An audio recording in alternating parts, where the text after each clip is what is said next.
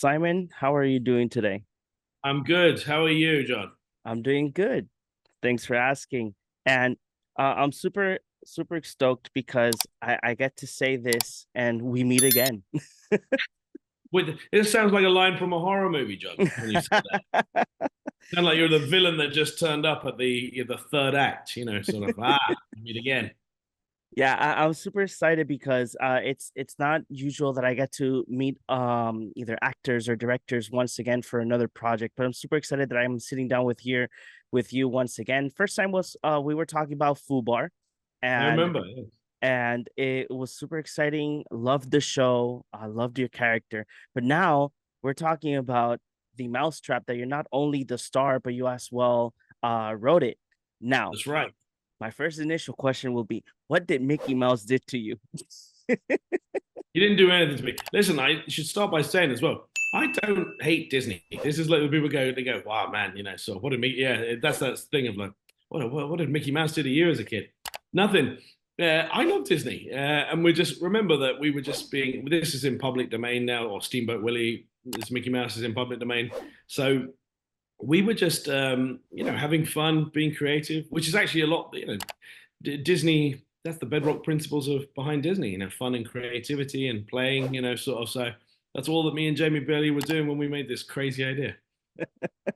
I love the fact that as soon as many of these characters go to public domain, the first thing that people do is horror films, and it's Yeah. super exciting. Well, it's because, isn't it? Because it's interesting to do something unusual with the character. So you Yeah, like, if I put Mickey Mouse into public domain. If I made a family movie with Mickey Mouse, like some sort of nice, light, romantic comedy, it's not very different to what or he was already in. So it's only good if you sort of subvert it. You completely turn it around. Sort of. That's when it gets fun. no, yeah, and I gotta say because starting off the film, you put the setting in a place that it's fun for people. It's an arcade, and then the whole film shifts turns when your character goes ahead and puts in the original Steamboat Mickey reel. I was like, Yeah. okay, where is this going for? What is this going moving forward? And where did you get the idea of making this a sort of like entity slash, I would say, demon that comes out the well, you don't see it come out, but we listen Yeah. to it. But where did this idea come from? Like the Well, initial idea of so making it. I don't know if you saw the Winnie the Pooh Blood and Honey Yes. movie. Yeah, so they had a good idea about turning like a childhood cartoon character, into a sort of serial killer, like in a slasher movie from the '90s, which I quite liked. So I thought that was a very good idea. Maybe not a great movie, but certainly a good idea. So I was like, well, let's do the same thing, but for Mickey Mouse, and put him in like a '90s slasher movie. And and what was very important to me was that it was set in an arcade, like it's set in a place where people play. So that's the backdrop as an arcade or an amusement park. That to me is super important. So I'm glad that we made that work. I'm glad that we did that because I think it made the movie look nice as well. But also it's good that this all happened, all this violence and crazy stuff happens in a place where children play. To me, that's also kind of fun. And what being the fact that you record this film is I would say fully inside the arcade from other scenes that you get to see from the start and till the end. But were there any challenges? Being the fact that you have inside an arcade, you have so many licensed video games Mm. and a lot of screens going on and off. Were there any challenges while filming? We had to make all of those screens be on, but no noise coming from them. So at the beginning of every day, because it was a real arcade, a real music, and we just filmed at night when they closed. So I think they closed at 9 p.m. at night, and then we would film all night till 8 in the morning. So the first job that the crew would do is go around all the games and find a way to turn the noise off. So because they wanted the game to light and stuff like that, they quite liked them being on. They just didn't want the noise. But they got real quick at doing it. But the first day, it must have taken like an hour to try and work out how to turn them all off because they're all computer programs, sort of that type thing. But after that, they got quicker to it. But that was like a challenge. It's going right. We really like all the lights in the background, but we don't want it making all the noise. Those places are very noisy. No, yeah, that's why I asked because no matter what arcade you go, let it be a small arcade or anything, the sound is It's overtaking all the time. And one of the things that I loved of the film was that at the beginning, you guys put a huge disclaimer. Whose idea was it, and that's and Jamie why? Jamie Bailey's idea. Oh, why? Sorry, it's because the lawyer told us we need a disclaimer. So the lawyer was Okay, like, "Hey, you need to put that this isn't a Disney movie at the beginning of the movie." And then we were like, "Okay, all right." And then Jamie Bailey, I thought he was going to just write something like normal. And then the first time I saw it, he'd done the space crawl, sort of this generic space crawl. By the way, it isn't related to anything. yeah. No, Um, no, that I say it was amazing. That's why I need to ask. It was very funny when he saw it. No, that was all Jamie Bailey, and it was very funny. And the first time I saw it, I was like, "This is really good." I was worried that, but we had to re-show it to the lawyer and go, "Is this all right?" And he was like, "Yeah, okay, yeah, it's all right, yeah, yeah." And I was like, "Well, we still wrote the disclaimer."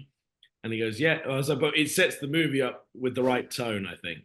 It does. That's why I asked because it sets a tone so much for the film that you're just like, okay, yeah, I'm ready for what I'm going to watch. And Yeah, Simon wanted to know because you have like your character is a manager of the establishment, and yes, then you become I would call it the Steamboat Mickey. yes, You become that character then. right. What is the mindset or purpose of like this entity? Because I know that in regards to the film, it's very straightforward. Um, but is there any other like purpose of this iteration of Mickey? Because not going into details, but there is a major surprise at the end that keeps you, you know, with Keeps you questions. guessing. Yeah. Well, there's no. I mean, there's no motive behind it. So I liked the '90s slasher movies where you didn't always need to understand everything about the killer. Sometimes the story is pretty simple and pretty straightforward. It doesn't need to be overly complicated. And this is one of those ones I didn't believe that we needed to have some big reason that this was happening. So it's not that it's just more that he's been released, sort of, so this like spirit or demon or something has been released and is making him do these things. He's like possessed. I suppose that's the way that it happens. So it's not the Okay. manager, it's not quite Steamboat Willie Mickey Mouse, it's something else that possesses this into him, sort of. So I don't know. Well, it's whatever people think. So, sort of I'm always keen. No, yeah, because the reason why I asked is because when you think about it, those type of cartoons back in the day were much more edgier than what we had in the 80s moving forward. So those were like Yes. much more edgier. Like the audience, I would say that even though they were young, but there was not that much restrictions as there is now. So I Yeah. was thinking like, yeah, probably it's just Steamboat Mickey going all nuts because he's tired of being in the same reel going back and forth with the same episodes. Um, Yeah. and one of the other things that I noticed and I loved was that in your script and in the film, you as well uh make jokes about 90s slasher films. Yes. And I love the fact that you did like a major homage onto them because you have a good point. Those are the films that actually put these films on the high note, and we still continue having them. It We do. is there a slasher film that you love to watch over and over again? Well, I love the Scream movies. Sort of, I was a big fan of them when they first came out in the '90s. I Know What You Did Last Summer. All those sort of old slasher movies. I mean, I quite like, or they're not old, sorry, the '90s, '80s, '90s slasher movies. Hmm. I loved all those. They always seemed quite fun to me, sort of. And one day, I remember watching them when I was younger and wanted to be an actor. And one day, I did want to always be in those type of movies. So, yeah, this is like a dream come true a little bit for me. And how was it working with the cast and crew? Everyone was like on board with the crazy idea. So, I mean, that was important to me that everybody got what we were doing. And even if it was ridiculous, you're like, yes, I know it's ridiculous, but it's kind of crazy, fun, ridiculous. So, that's important to me that they all understood that, and they did understand that, and everybody jumped on board. The crew was fantastic at helping with this idea. Sort of. So everybody, for me, it was a partnership between myself and Jamie, the director. We together worked on it, and got it to where it was. And yeah, we're just both very pleased with the result. And being the fact I did a little bit of research, and you do work with Jamie a lot.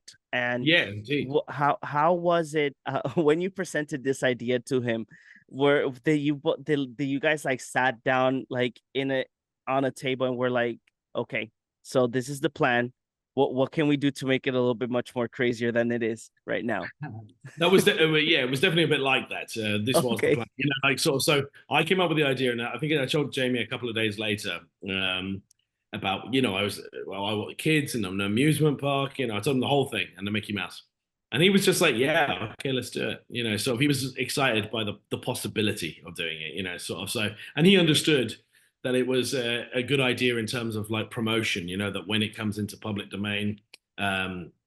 It will be, it'll be super fun, sort of, and that's he just got on board with that. If Jamie didn't get on board with that, we wouldn't have been able to do it because I needed somebody. I can't do it all myself, so I needed somebody to sort of believe in it the same way that I believed in it. So I'm thankful that Jamie did. And now, when the first Winnie the Pooh film came out, Yeah, it was successful, and they made a second one. I think the second one was successful as well. They presented the it monster was. universe. By any chance, or do you have any plans to like sit down with them and probably continue your character, your this version of like Mickey with them? With the Winnie the Pooh guys. Yeah, with the monster verse that they're Oh, planning I on think. doing. I think we have plans to do our own sort of multiverse. Oh, okay. Well, in Venice, Mickey Mouse is a bigger character than Winnie the Pooh. There's no bigger character in the world than Mickey Mouse. So we're at the number one slot there. I don't think the Winnie the Pooh movie you're saying, the second one, I don't think it did very well. It didn't do as Okay. well as the first movie. First movie did like huge box office, and the second movie did not much box office. So I don't think it did as well there. But then I never imagined it was a theatrical movie. I think it's a streaming movie. I think it's sort of I think that's the real thing that they should have done. They should have stuck to there. So, but I mean, they have ideas on doing stuff. We have ideas. They're actually both. The guy that makes them is British as well. So I'm British and he's British. So Okay. we're both in the same place doing stuff. Even if we're doing, he's doing the Winnie the Pooh, Bambi, and all those sort of Yeah. things. Sort of focused on the other side of stuff. But wonderful if we all came together at one movie. But I don't know if that will happen. But would it be good if it could? Yeah. And Simon, can you give us a little bit of details of like what type of like universe you guys want to create, starting with this film, The Mousetrap? Well, we're just looking to have fun with probably, there isn't a big strategy of like where it is. We just like it. We don't mind to let it see it evolve organically where it goes. And if it's a good idea to make another movie, then we'll make another movie. And if it's not, then that's okay too. Like me and Jamie will still keep making movies. And this this um this film, were there do you have any fond memories of a scene that you guys recorded that you just keep remembering every time? Um, there's no one scene that stands out for me like that. I mean, the whole thing was pretty fun. I had one experience with Jamie Bailey where we were both having a very like heated debate about whether we should shoot a scene on something or not. And Jamie's with his camera, and I'm in dressed as Mickey Mouse, and we're both at the top of a slide. And at the end, somebody took a picture of us having this, like, sort of, no, I think we should do it like this. We were sort of disagreeing on whether we should film the scene. And then at the end, we go, okay, that's what we're going to do. And then we both slide down the slide. And the person was saying it was hilarious to see you guys like talking like quite passionately and about heated about about whether we should continue or not at the day. And then and then when we finished, we slid down the slide like children. That's amazing. And this would be my final question for you today, Simon. If you could describe the film in one word, what would it be? Ridiculous. I agree. Yes, that is the correct word.